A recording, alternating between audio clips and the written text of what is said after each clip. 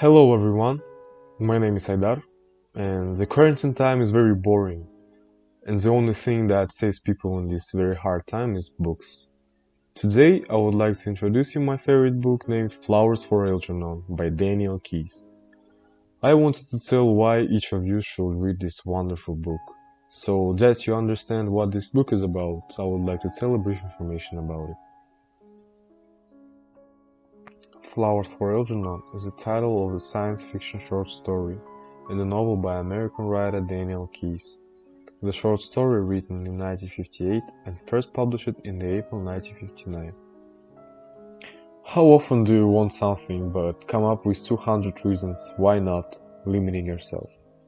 Anyone came across this, but what if nature has limited you?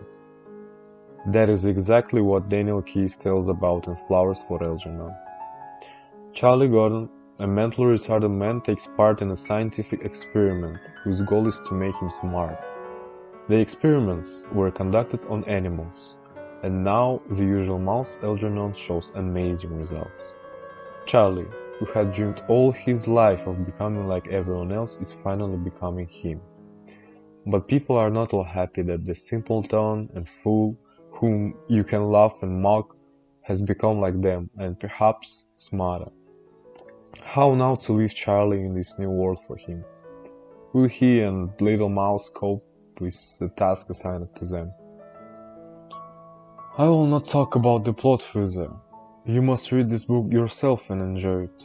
I hope you are interested in this short information about the book, and now let's move on to my argument why you should read this amazing book. Firstly, Flowers for Algernon. This is one of those books that make something turn upside down inside of you. After all, you are observing not just the story of a young man who is sick with dementia, but how his worldview is changing. You can also feel with him later that fears that covers him.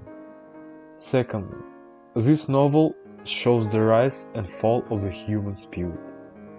Makes you think about how great the role of the mind is in a person, how much the level of his intellectual development transforms a person, and radically change his relationship with people.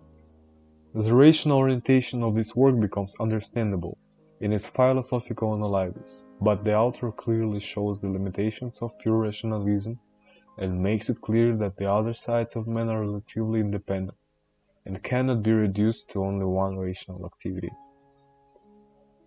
And thirdly, this book is one of those books that make you think. A book with a very large semantic load.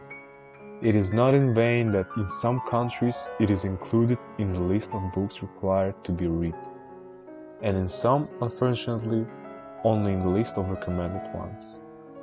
Thank you for your attention guys, and take care of yourself and stay home.